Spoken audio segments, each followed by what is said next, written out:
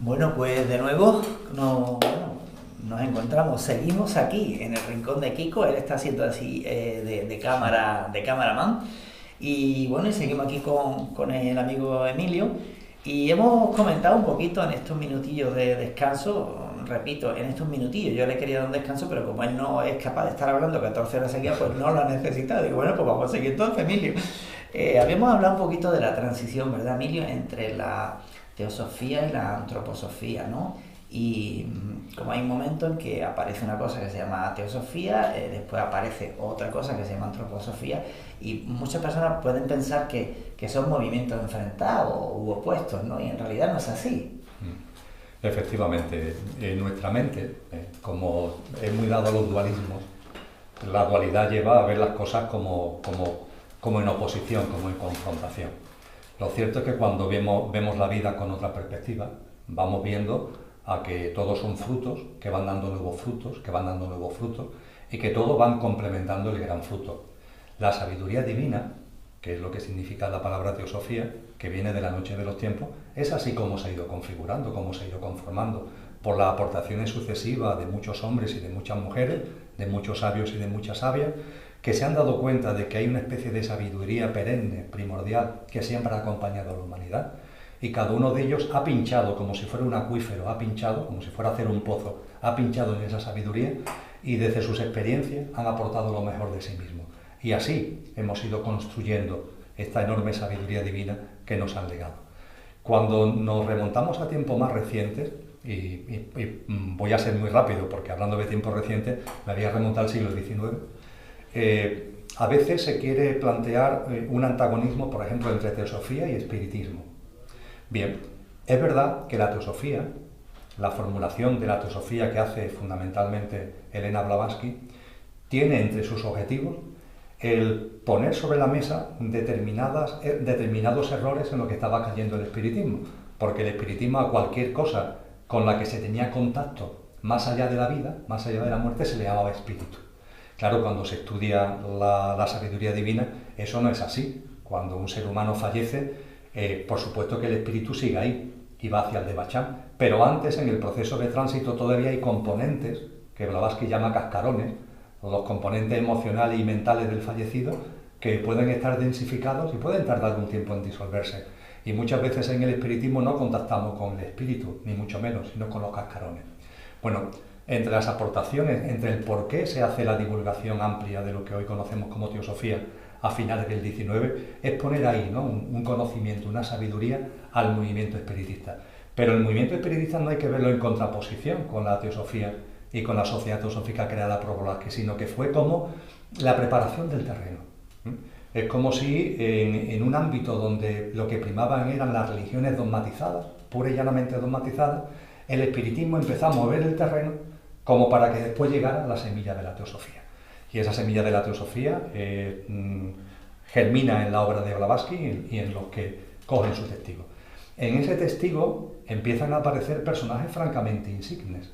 Y esos personajes insignes hay que comprender también que no como confrontación, sino como crecimiento, toman en momentos determinados caminos propios. Y eso no es algo que contradiga al tronco común, sino que es algo que lo fortalece. Pasó, por ejemplo, con Krishnamurti, pasó con Rudolf Steiner, pasó con Alice Bailey. Y claro, a veces uno ve consulta páginas de internet, donde todo se ve como en el ámbito de lucha. No es un tema de lucha. Rudolf Steiner se formó en el ámbito de la teosofía y en un momento determinado, en su discurrir, y las circunstancias lo de menos, se dieron una circunstancia como para que siguiera su camino aportando cosas que posiblemente si no fuera ese camino no le hubiera aportado. Y lo que la antroposofía nos ha legado desde el punto de vista de la agricultura, desde el punto de vista de la educación y desde el punto de vista de la sabiduría divina, enfocado y plasmado en cosas muy concretas, es una bendición. Lo mismo ocurre con Krishnamurti. Krishnamurti en un momento determinado, aunque es verdad que al final de sus días volvió al YAR, a la sede de la Sociedad Teosófica Internacional, pero en un momento determinado él rompe y empieza una andadura propia, pero hay que entender que esa andadura propia en absoluto contradice la rama teosófica, sino que, repito una vez más, la potencia y la fortalece. Pasó con Alice Bailey, ¿no? Cuando empieza ya a poner en marcha la escuela arcana, cuando empieza a tener contacto con ese maestro que ella llama el tibetano.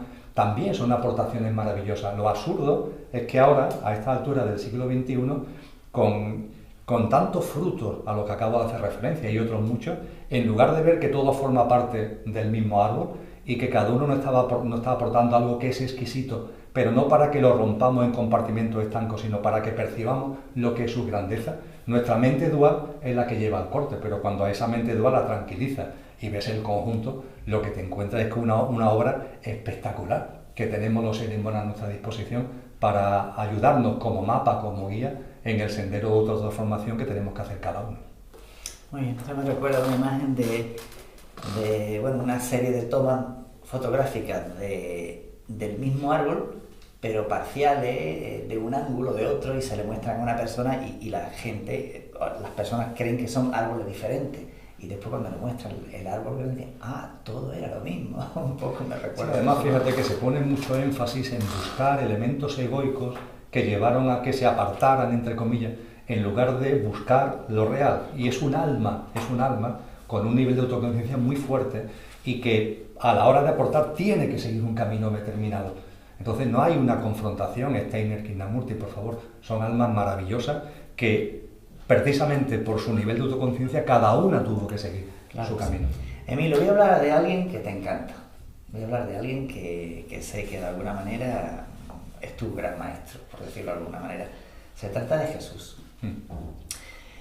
Rudolf Steiner habla mucho, insiste mucho del misterio de Gólgota y él lo relaciona con la comunión espiritual y además él habla de que allí se dieron una serie de circunstancias muy históricas para la evolución del ser humano hasta un extremo insospechado y él compara determinados pasajes de los evangelios de Juan, de Lucas, con cosas que se vivieron ahí.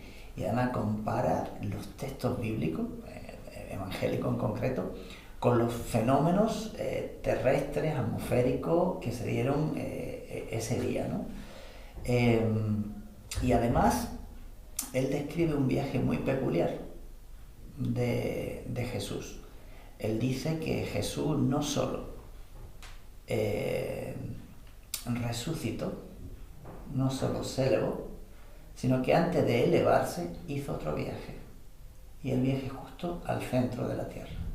Y él describe ese viaje a través de las diferentes capas intraterrenas en las que adjudica determinados seres espirituales que habitan esas capas intraterrenas, igual que pueden habitar capas por fuera.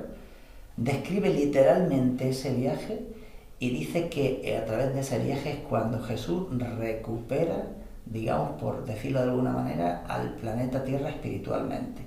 Conecta finalmente con un genio que dice que vive en el centro de la Tierra, te describe, digamos, nombre y apellido de cada una de las figuras espirituales y Jesús cuando toca el centro de la Tierra, entonces cuando regresa hacia el cielo, por decirlo de alguna manera. Eso es una idea que aparentemente cuando uno choca desde fuera y no tiene ese conocimiento previo, dice, esto es una locura total, esto no cuadra para nada con lo que a mí me han dicho, ¿y qué pasa aquí?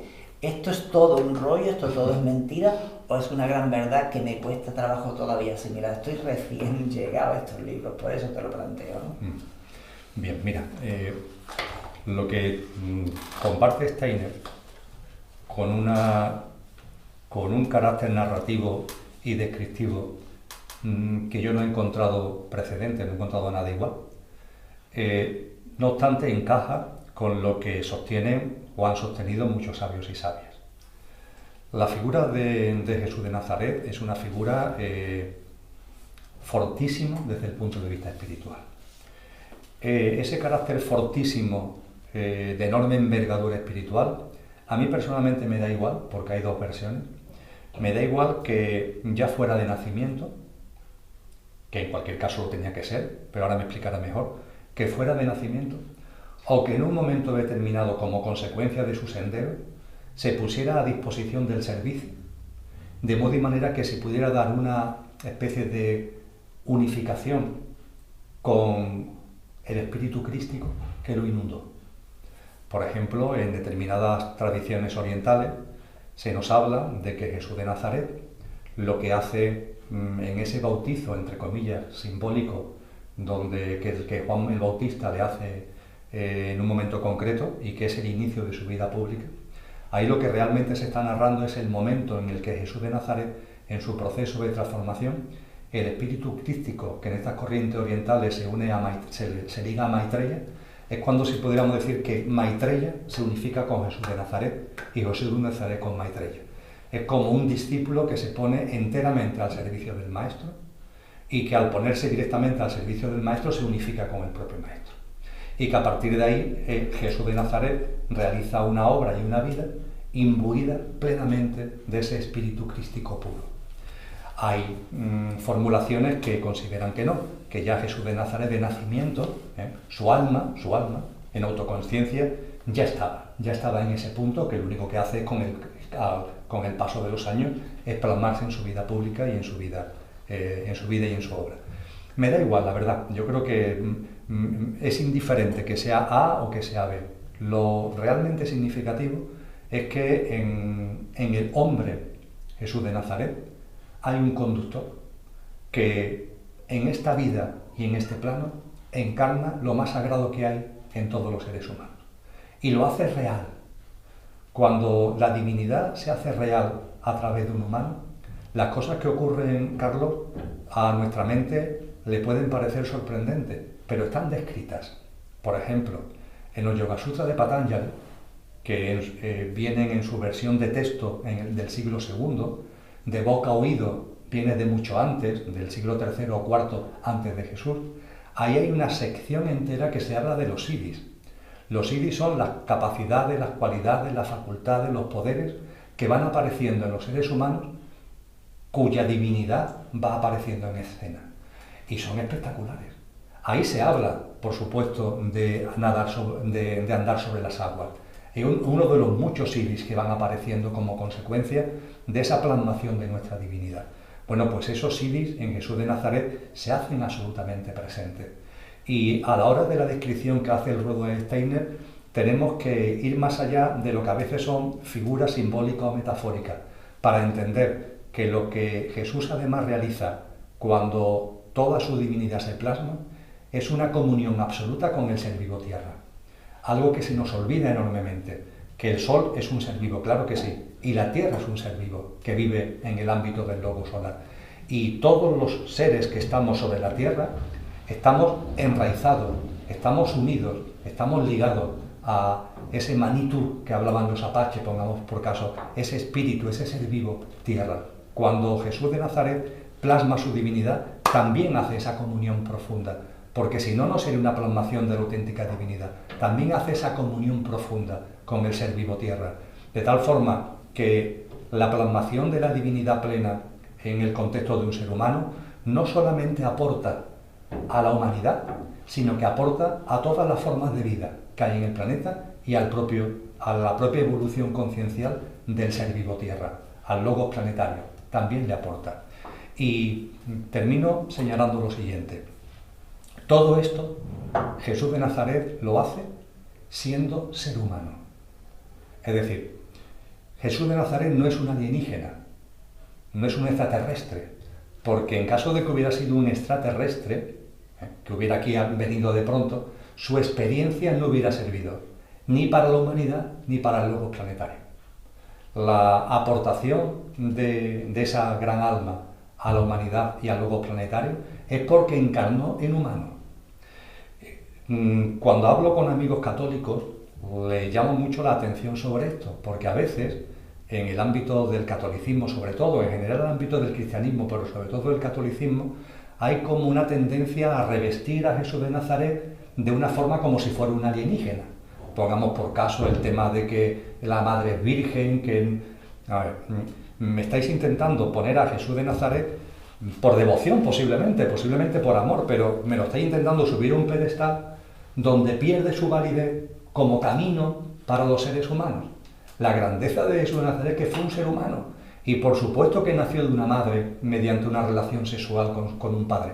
Por supuesto que sí. Y hay que entender que cuando en el esoterismo cristiano se nos habla de la virginidad de María, no se está hablando de la virginidad de María, se está hablando de algo que no solamente ha sucedido con Jesús de Nazaret.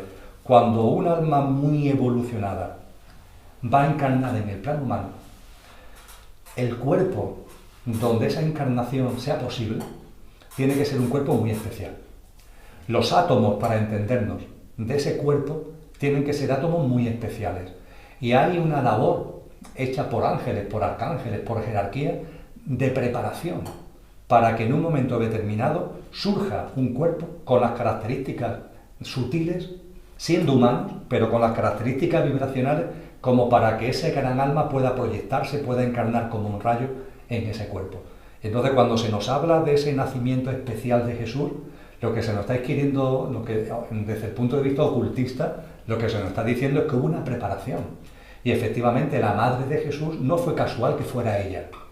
Ella ya tenía una preparación al respecto. Pero es que si nos remontamos a la madre de María, también vemos que la madre de María también se dieron circunstancias muy especiales en su nacimiento. Por ejemplo, se nos dice que era una persona ya muy mayor, que era imposible que tuviera hijos. Y sin embargo tuvo a María. Es decir, podemos ver cómo esotéricamente hay una labor de preparación.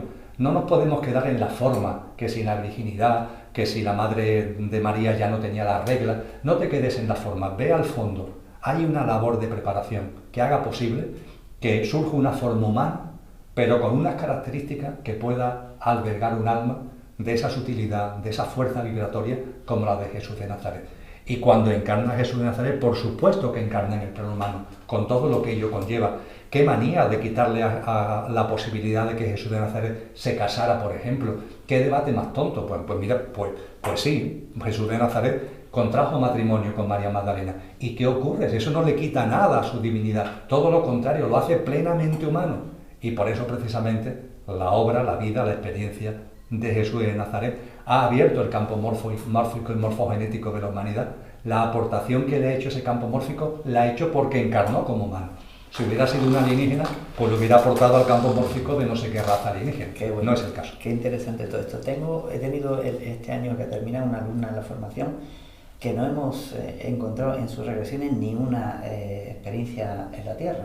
Su alma parece ser que viene de otro lugar, ¿no? Y estoy leyendo porque esta parte de la entrevista son muy raros esos casos, sí, Carlos, son muy raros. Pues hemos tenido la suerte. Esta parte de la entrevista no está preparada, esto totalmente improvisado, quiero decirlo. Abro una página y lo que me inspire, pues allá que se lo suelto a Emilio. Emilio, he tenido recientemente, y lo estaba hablando con Kiko antes, vengo de Ceuta, una chica estupenda, maravillosa, que abre su centro de yoga, se gasta todo el dinero que no tenía, porque además es ayudada, le hacen una obra mal hecha y al poco tiempo se le prende fuego todo, y se le viene todo abajo. Resurge de la ceniza y ahora duplica la capacidad del centro de yoga y bueno, ha sido ayudada por mucha gente, ¿no? Mi amigo Vicente Pérez, que ya hizo la transición en un accidente en India, crea el Centro Bao, una maravilla, pero antes de tener esa maravilla de centro, tuvo un centro previo que se le quemó todo. Y se fue un día a la Virgen de la Peña en la sierra y dijo, padre, ¿qué más me pide desesperado? Y se le transformó en todo. Y veo aquí bautismo de agua, bautismo de fuego. Emilio, a veces las cosas se prenden. La humildad que tuvo nuestro Maestro Jesús de decir, bautízame. Y Juan que dice, pero que yo no soy el que te tiene que bautizar, sería al revés. No, está previsto, me tienes que bautizar tú, ¿no? Emilio, ¿qué diferencia hay entre un bautismo de fuego en el ser humano y un bautismo de agua? Jesús de Nazaret, en el, para mí, célebre diálogo con Nicodemo.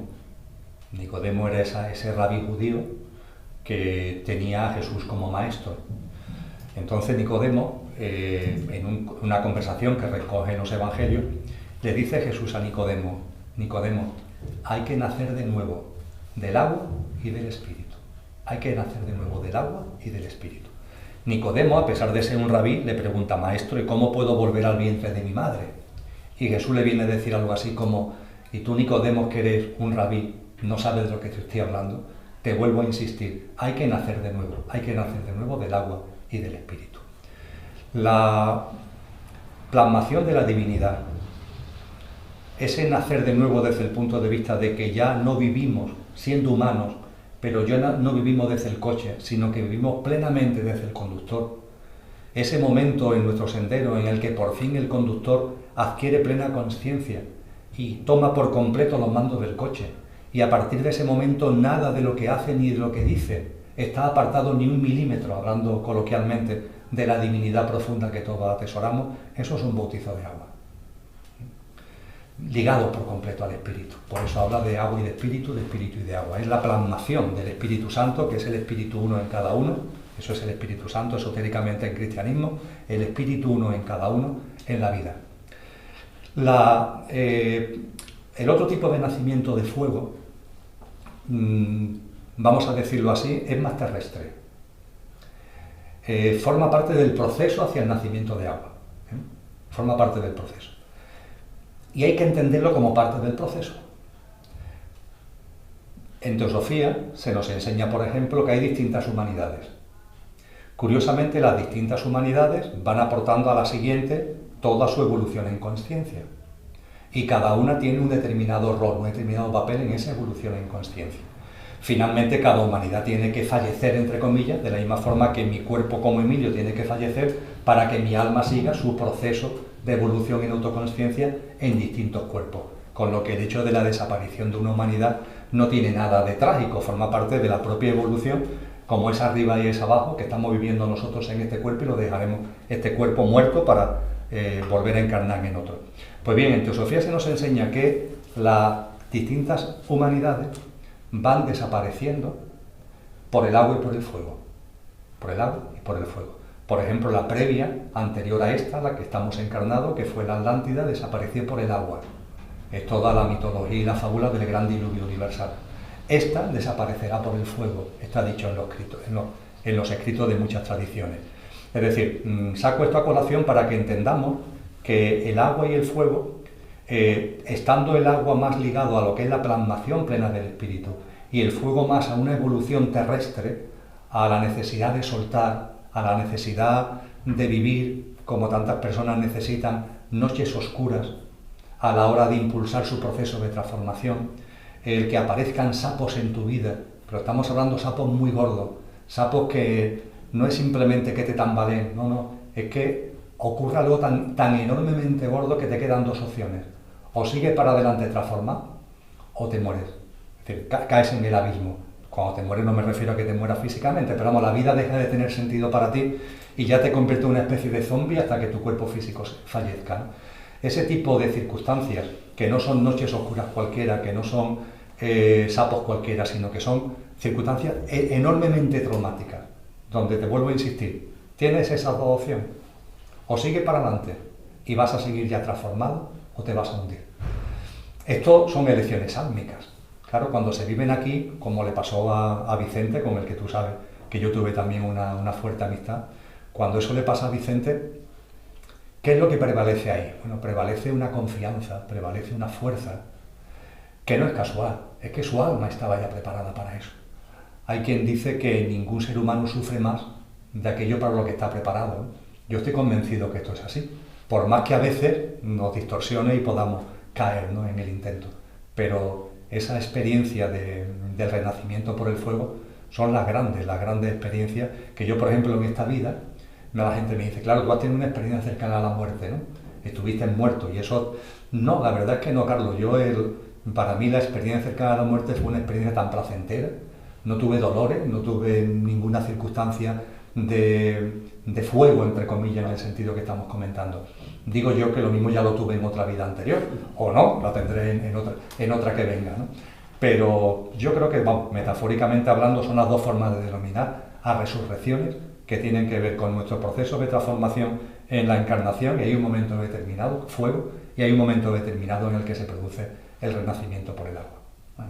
Bueno, qué gusto hablar con Emilio, la verdad que sí. Emilio, de alguna manera se está produciendo la segunda venida de Cristo para toda la humanidad en esta época. Estamos nosotros como conciencias evolucionando lo suficiente como para poder tener un segundo encuentro con Cristo directo, personal, evidentemente no en cuerpo físico. ¿Es eso así? Bien, cuando hablamos de este tipo de cosas, a mí me gusta referir, por un lado, a las tradiciones espirituales serias. El budismo habla de un momento que llama el gran olvido. El hinduismo habla de la edad oscura. La religión del Islam habla también de un momento en el que, traducido al castellano, se le llama la hora. En el ámbito del judaísmo se anuncia la llegada de un Mesías. Y en el ámbito del cristianismo se habla de una parusía. La realidad es que no se utiliza la expresión segunda venida, sino parusía, que significa presencia. Y es una presencia crística. De ahí que se asocia a la segunda venida de Jesús, porque es la presencia crística. Y es una presencia crística en donde interactúa lo interior con lo exterior. Lo interior, porque el proceso de transformación es de cada uno. Y esa presencia crística tiene que ver con el hecho de que cada vez más seres humanos la dimensión crística se vaya plasmando. Y es también externa desde el punto de vista de que hay una serie de circunstancias que sirven de alimento, que sirven de nutrición a ese proceso.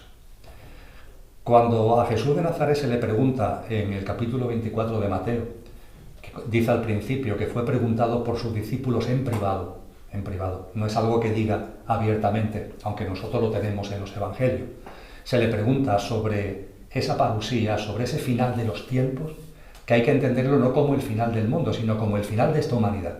Esta humanidad que ha seguido al adelante tendrá un final en un momento determinado y vendrá otra humanidad. En Teosofía se dice que esta es la quinta, vendrá la sexta de las 7 que contemplan el discurrir de la evolución humana. Pues bien, estamos hablando del fin de esta humanidad. Por eso Jesús de Nazaret habla del fin de esta generación. No habla del fin del mundo, de esta generación, de esta humanidad. Pues bien, cuando he preguntado por esto, lo primero que dice es: no se sabe, nadie sabe, ni el día ni la hora. Esto vamos a asumirlo plenamente. Carlos, hay demasiada profusión, demasiada divulgación de fechas. No caigamos en esa manía de fechas. Fue que el 2012, fue que el 2000, ahora que si el 2021, que si el 2026. No nos empeñemos en fecha. Nadie sabe ni el día ni la hora. Lo que sí tenemos para nuestra información es una serie de circunstancias que son las que se van a dar. Es decir, sin saber en el calendario el día y la hora, sí tenemos conocimiento de una serie de circunstancias que van a dibujar ese momento. Acudiendo a los textos cristianos, a este capítulo 24 de Mateo, etc., lo que podemos percibir es que, primero, acontecerá lo que se llaman los tiempos de la desolación. Después, la gran tribulación. Y la gran tribulación abre las puertas al triunfo de la bestia. Y el triunfo de la bestia es, por así decir, el final de esta humanidad para que surja una humanidad nueva. Por tiempos de la desolación, ¿qué es lo que se nos indica en el cristianismo? También en algunas otras tradiciones espirituales. Es los males, entre comillas lo de males, que siempre ha habido en la humanidad, pero con una intensidad como nunca antes. Hambre, guerra, injusticia, efectos climáticos de la mano del hombre, pero como nunca antes. Bueno, hoy uno mira hoy la realidad y efectivamente nunca antes ha habido un sistema socioeconómico global que acumule tanto como acumula actualmente, desde el punto de vista de que el 1% tiene el mismo patrimonio que todo el resto de la humanidad, por poner solamente un ejemplo.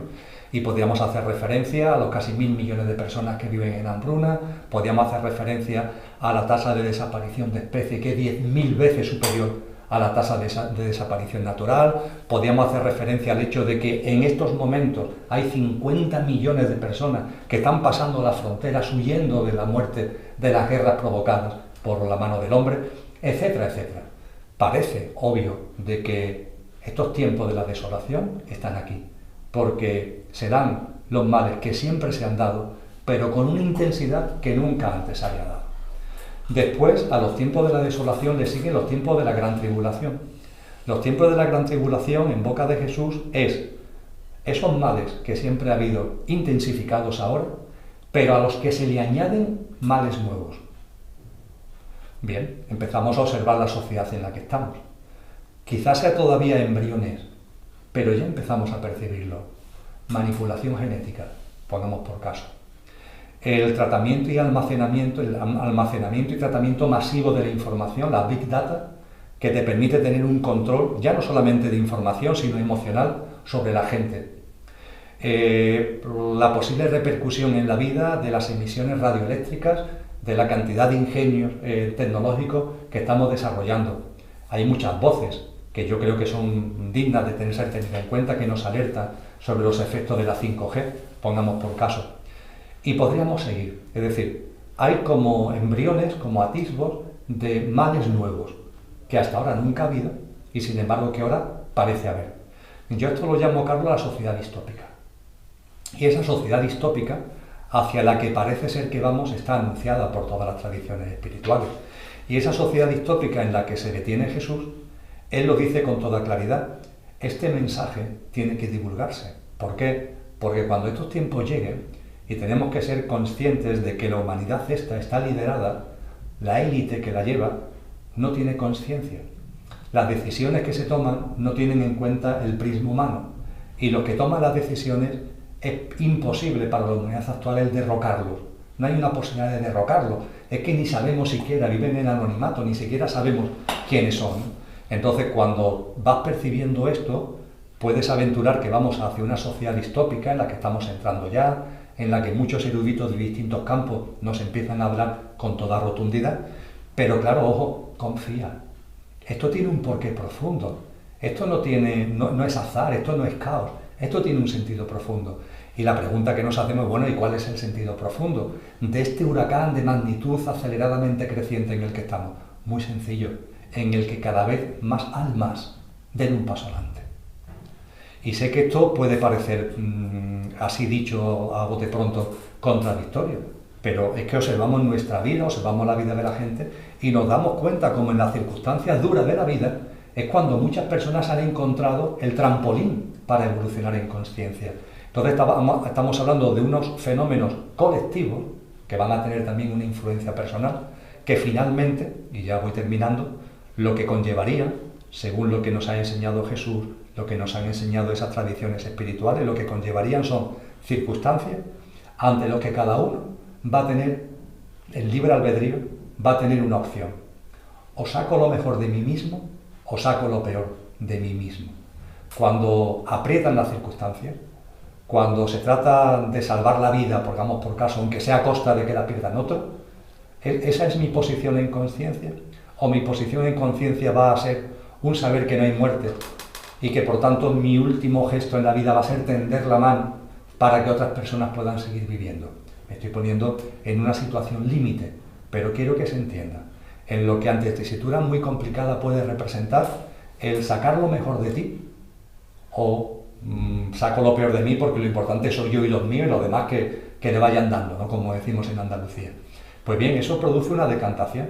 Eso va a ser, los mayas lo llamaban la sala de los espejos porque allí no hay engaño.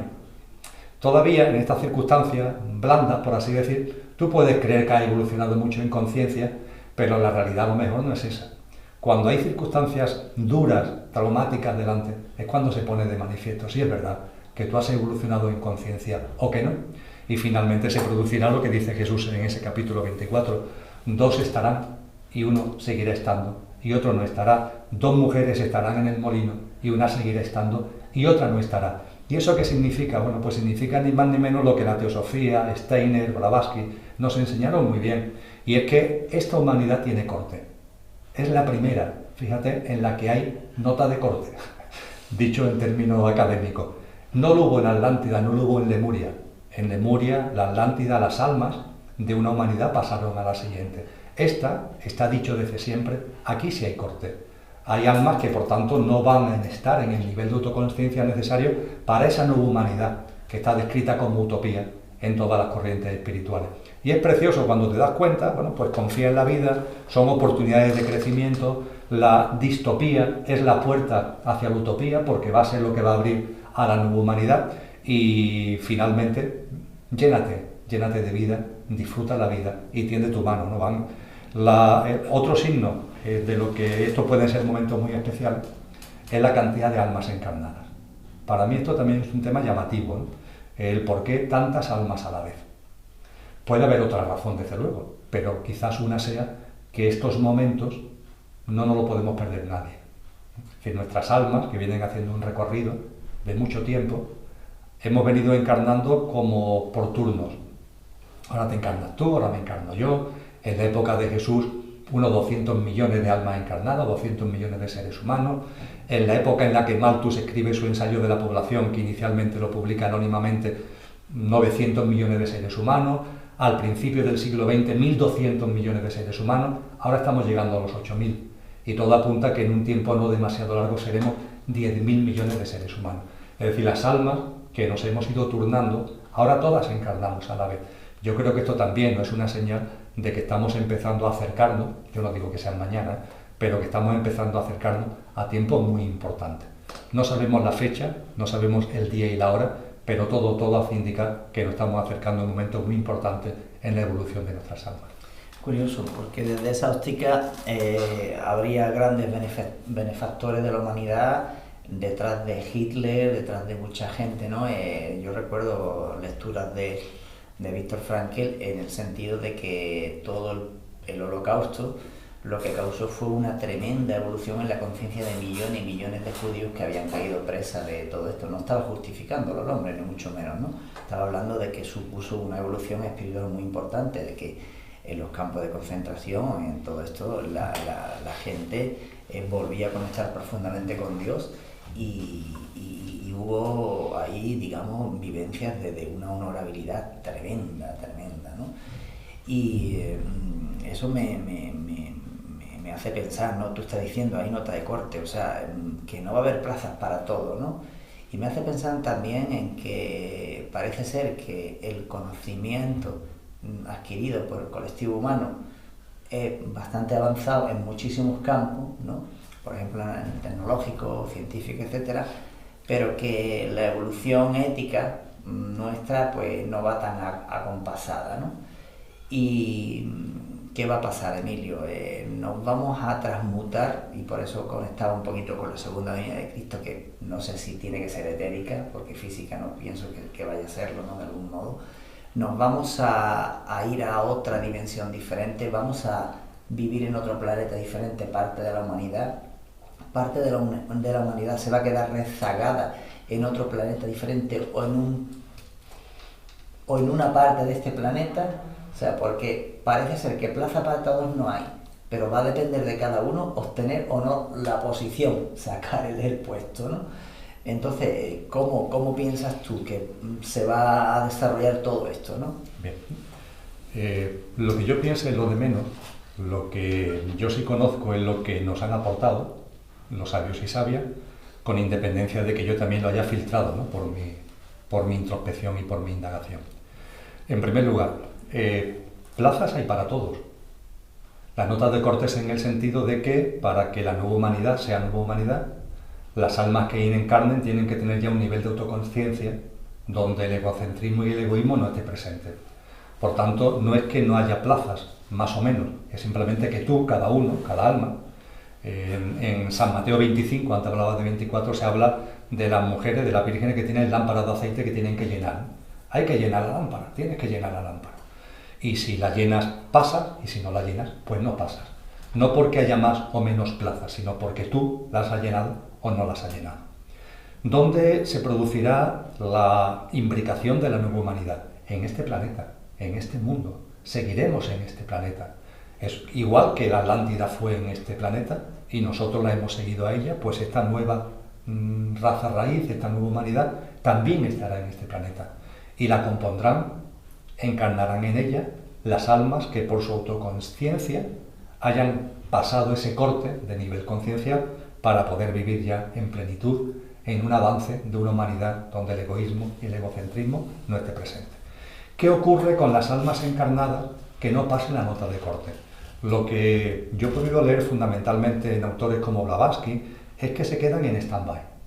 No utiliza ese término en Blavatsky, pero es la forma gráfica de expresarlo, ¿no? Se quedan como en stand-by.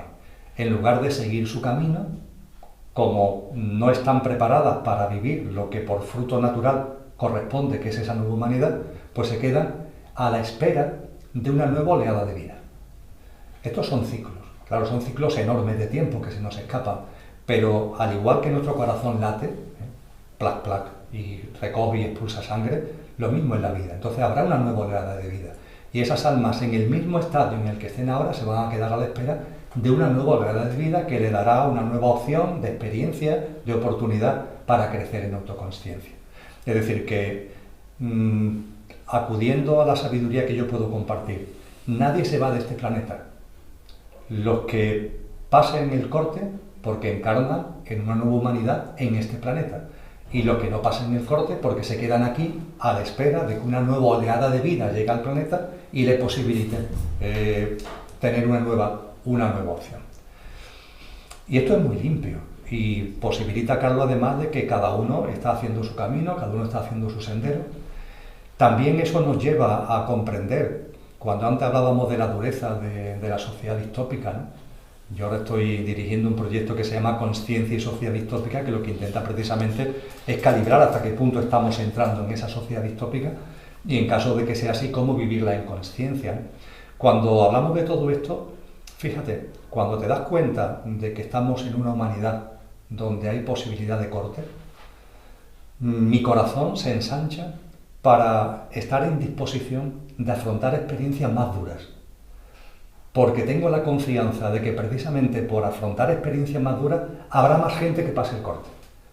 Es decir, ante ese huracán de magnitud creciente, el que cada vez sea más, el que apriete más, que a mí me podría decir, oye, no, yo ya no quiero que te apriete más, pero por amor puedo entender que apriete más, porque es la forma de que más almas, ¿no?, vayan pasando. Y por último, con el tema del holocausto de Hitler que tú has puesto como ejemplo, y hay otros muchos. Ningún alma evolucionada puede originar dolor. Ninguna. Hay quien dice, no, es que en esos dictadores, en esa gente que ha originado tanto mal, hay almas muy evolucionadas que hacen lo que tienen que hacer para posibilitar. Un alma cuando está evolucionada no puede originar dolor, ni sufrimiento. Es imposible. Y no hace falta que las almas evolucionadas originen dolor, porque ya las no evolucionadas se encargan de ello. Y hay muchas que no están evolucionadas y que se encargan de ello. Yo diría que hay demasiadas que no están evolucionadas y que se encargan de ello, como para que las almas evolucionadas se tengan también que encargar de eso. Ya tienen otros menesteres las almas evolucionadas. Cuando se hacen planteamientos como el que tú has hecho, que yo coincido plenamente, como un holocausto puede servir para que millones de almas den un salto en conciencia, eso tú también lo has dicho muy bien, y yo lo apunto, tú lo has dicho, eso no justifica. Eso no se hace justificando al que origina el dolor, el sufrimiento. Eso no tiene justificación. Eso en términos espirituales genera karma, genera tribulación, paraliza en el proceso conciencial. Eso no se está justificando bajo ningún concepto y eso tiene una serie de consecuencias para el alma que lo lleva a cabo. Pero a su vez, el hecho de que esos desmanes producen efectos en muchas almas evolutivos nos da una comprensión más completa de lo que es la vida. Y la clave finalmente es el amor. En el libro Consciencia, hablando de esta élite que tanto daño está haciendo, yo invito a una reflexión de amor. No de justificación, sino de amor. No dan más de sí, Carlos, no dan más de sí. Son almas que no dan más de sí. Están ahí pilladas en la acumulación, en el mundo de la materia, en intentar llenar la vida a través de ¿qué? A través de cosas que no tienen realmente significado ninguno, pero para ellos son lo fundamental, el poder, la riqueza, el éxito, la fama, el no sé qué, el no sé cuánto. ¿Pero a dónde vamos?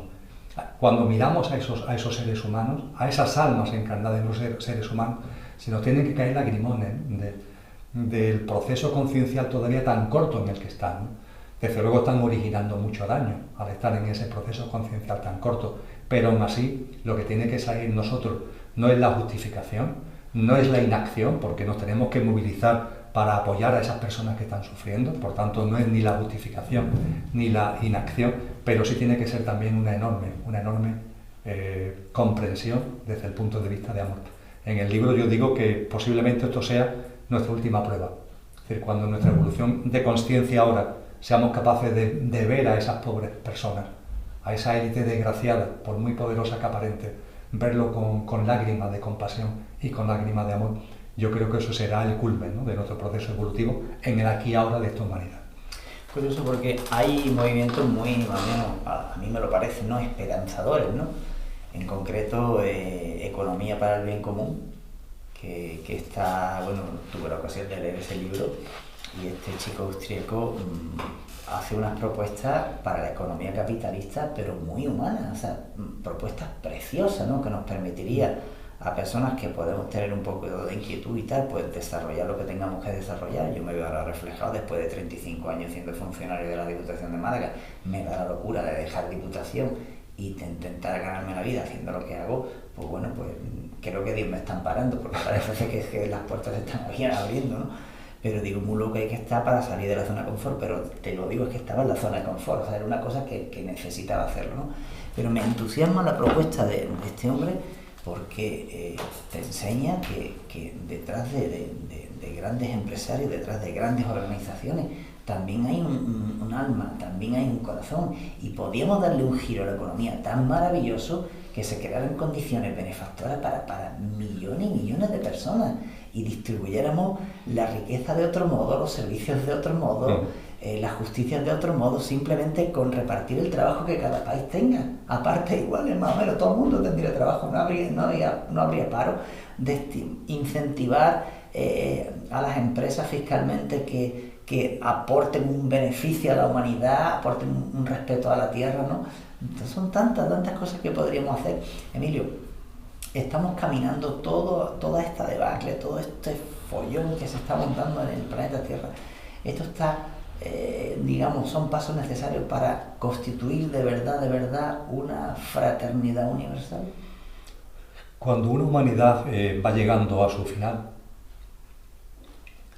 van también apareciendo en ella las semillas de la siguiente. Eso es lo que estamos viviendo en este momento.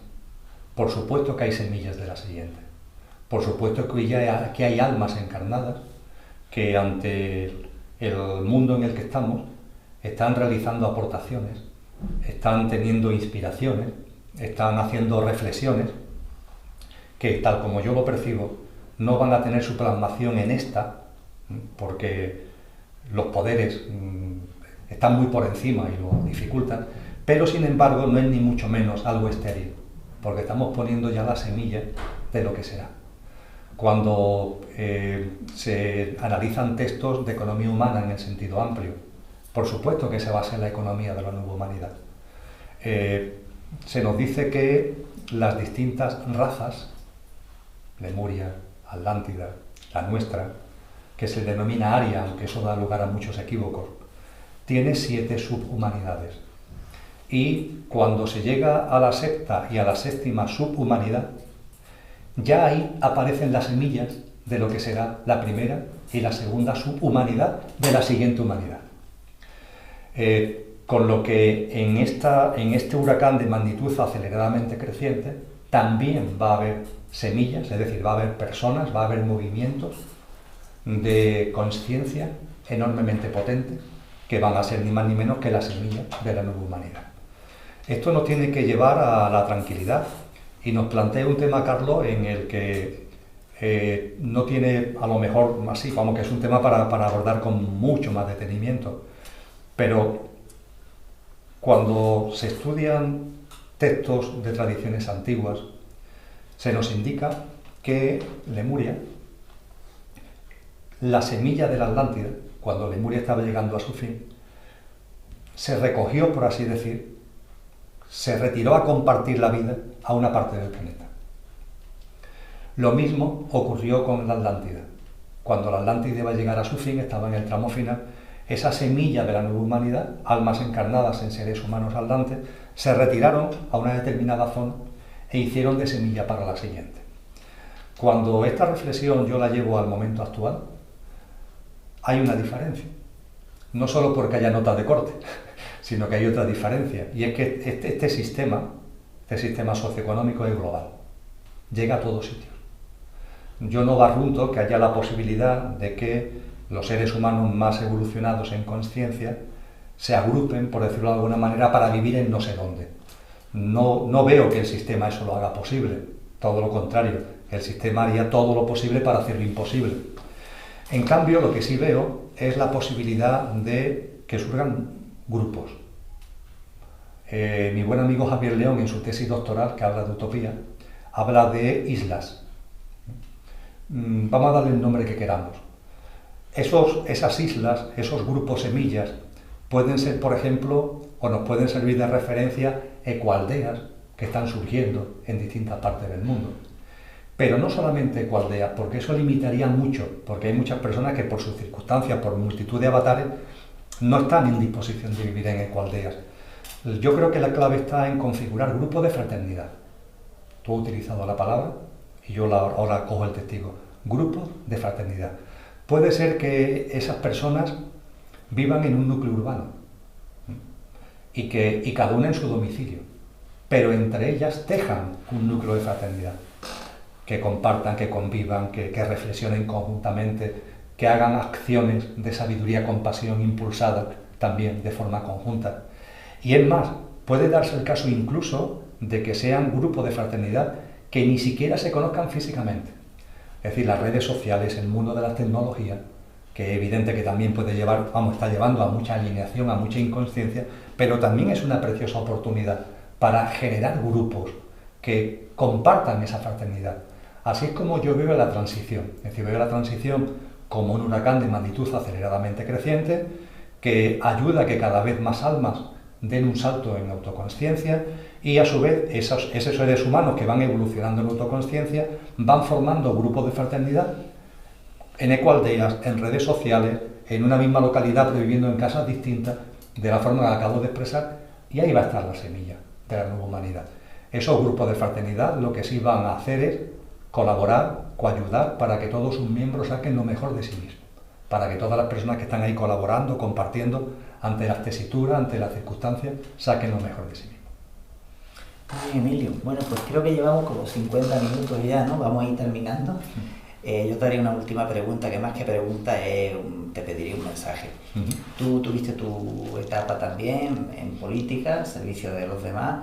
Hay mucha gente, son compañeros y compañeras nuestras que están ahí, pues cada uno con sus cargos públicos. Muchas veces les echamos las culpas, proyectamos toda la frustración contra ellos, etcétera. Yo le digo a la gente cuando me dice eso, mira, son el fiel reflejo del desarrollo de nuestra conciencia comunitaria. O sea, ellos son nuestros representantes y están ahí porque nosotros les ponemos, ¿no? ¿Qué les dirías tú, qué mensaje les dirías tú a todos nuestros representantes políticos, de los partidos que sean, en los ámbitos que sean, para que ellos tomen también, digamos, una conciencia y promuevan realmente una sociedad mejor? Pues mira, el mensaje que tú me permites dar lo voy a hacer cogiendo los mensajes conjuntos que a este respecto dieron Platón y Cristo Jesús. Cronológicamente Platón es previo. Platón habló con claridad de los reyes sabios. Esta figura filosófica ha sido muy mal interpretada como un tema de elitismo. La reflexión de Platón es muy sencillo. Transfórmate tú para poder servir a los demás. Transfórmate tú. Porque si el proceso de autotransformación en ti no se produce, es muy probable que al ocupar responsabilidades de servicio a los demás, el formato de esas responsabilidades te pueda. El formato de esas responsabilidades te absorba. El glamour, por así decir, de esas responsabilidades, y estamos hablando de muchos niveles, claro, en cuanto a esas responsabilidades, pero esa porción de poder, esa porción de influencia, esa porción de fama, esas porciones que dependiendo de la escala, de la responsabilidad, del cargo que estemos hablando, será mayor o menor, si tú no te has autotransformado antes, si tú no has avanzado en tu autotransformación, eso te va a aducir. Y aunque tu voluntad sea la de dar un servicio, realmente ese servicio que vas a dar va a ser muy pequeño. Y sobre todo y fundamentalmente, además de servir poco a los demás, tú también vas a estar perdiendo el tiempo, porque te estás olvidando de lo realmente importante, que es tu autotransformación. Esto en la obra de Platón es clarísimo. Y Cristo Jesús. Jesús de Nazaret habló con rotundidad, ama al prójimo. Claro que hay que amar al prójimo. Pero las frases de Jesús, no sé por qué las cercenamos. La frase es más larga. Ama al prójimo como a ti mismo. Como a ti mismo. El amarse a uno mismo, en palabras de Jesús, no es algo egoico, no es narcisista darte besos, no, no. Amarte a uno mismo significa que tu prioridad tiene que ser tu autotransformación. Porque además, fíjate la frase como es, ama al prójimo como a ti mismo. Si a ti mismo te amas cero, al prójimo lo amas cero, porque ¿qué le puedes dar tú al prójimo si tú antes no has germinado, si tu árbol antes no da fruto? ¿Qué le puedes dar, no? Entonces yo pongo mucho énfasis, por tanto, en la transformación interna, lo cual bajo ningún concepto, Carlos, conlleva el olvido de lo de fuera. Y para mí la acción correcta, la acción de sabiduría, compasión hacia los demás es clave. Yo tengo confianza absoluta en la vida, sé que todo tiene su sentido profundo, su porqué y su para qué. A partir de ahí la aceptación, no la resignación, no la impotencia, sino la aceptación ha brotado en mi corazón como fruto de la confianza. Y el no juicio, no hay juicio ninguno, porque entiendo que todo es como es y cada cual actúa en función de su estado de conciencia. Ahora bien, esta tríada perfecta que han llamado los maestros de la confianza, la aceptación y el no juicio, no lleva a la inacción, lleva a la acción, la que sienta desde el corazón, porque ahí hay una compasión por todo lo que está ocurriendo y desde la sabiduría y compasión se actúa. También en política, ¿por qué no? También en política, claro que sí. Con lo cual mi voz no es una voz de desánimo hacia la actividad política, es una voz para que seamos conscientes de que para que aportemos, primero yo tengo que autotransformarme, porque además de esa forma no me abduce el cargo, no me abduce la responsabilidad. Es también tomar conciencia del momento en el que estamos, hemos hablado mucho de ello, que dificulta, pero también abre cauces nuevos a la actividad política. Dificulta, ¿por qué? Porque las grandes decisiones no se toman en los parlamentos, no se toman en los plenos de los ayuntamientos, se toman ya en esferas de poder que se nos escapan por completo, y eso limita mucho la capacidad de acción en cuanto a las grandes decisiones. Pero abre oportunidades en lo que se llama pequeño, pero decía Schumpeter que lo pequeño es hermoso. Por ejemplo, las convocatorias por la vida, Carlos. Las personas que tienen inclinación hacia la acción política, ¿por qué no se lanzan, más allá de partidos, me da exactamente igual, a una gran convocatoria por la vida? Hoy más que nunca hace falta una llamada a la vida, a la dignidad de la vida en todos sus exponentes, a la dignidad de la vida de las personas, que está pisoteada en muchos casos en el ámbito de la mujer, está pisoteada en el ámbito de cantidad de personas que cada vez más se ven excluidas, porque la acumulación de riqueza por unos pocos, la brecha tecnológica que se está abriendo, todo eso va excluyendo a gente cada vez más. No digamos ya en el ámbito de la inmigración, en el ámbito de la drogadicción. Hace falta una llamada a la vida a favor de la dignidad de la vida humana, pero también hacia los animales. No podemos seguir masacrando, castigando, haciéndolo sufrir en campos de concentración, más de 100.000 millones de animales metidos en campos de concentración, con hormonas, productos de laboratorio para que crezcan, para que engorden, para comernos. Eso es un disparate. Entonces esa llamada a la vida también tiene que llegar a la vida animal y por supuesto a la vida vegetal, árboles, plantas, ¿no? Que en los cascos urbanos, en Sevilla ha habido un acontecimiento reciente, se les mata como si tal cosa, ¿no? Más de 2.000 árboles cortados en no mucho tiempo, ¿no? Sin ninguna... Y dice, bueno, es que están enfermos. Claro, están enfermos porque no los cuidas. Es decir, los plantas en medio de unas calles, te olvidas de ellos y ahora al cabo del tiempo los responsabiliza, ven de que se le ha caído una rama y los mata. ¿Oye? Hay una responsabilidad, has creado una vida ahí, has puesto una vida ahí. Entonces esa llamada por la vida, esa reverencia por la vida, esa convocatoria por la vida, yo creo que, por ejemplo, es un campo de acción precioso en la acción política, que además aglutinaría a muchísima gente con sensibilidad consciente y que estarían en condiciones de aportar mucho en la gestión de la cosa pública. Pues muy bien, Emilio, que muchísimas gracias por esta segunda entrevista de hoy y espero que cuando se suba a YouTube pues que pueda ayudar a gente a reflexionar y a cambiar un poquito su... Pues nada, nosotros lo hemos pasado muy bien, lo vemos mucho de corazón y a partir de ahí la vida dirá los resultados que debe tener. Pues muy bien, que Dios te bendiga, Emilio, que Dios bendiga a Kiko que está ahí detrás de la cámara. Sí, señora, está el hombre aguantando todo. Que Dios bendiga al rincón de día. Kiko que nos ha acogido aquí. Y bueno, y nada, y que voy a seguir disfrutando de Sevilla de vez en cuando, si Dios quiere. Gracias. Muchas gracias, Carlos. Muchas gracias, Kiko. Gracias a vosotros.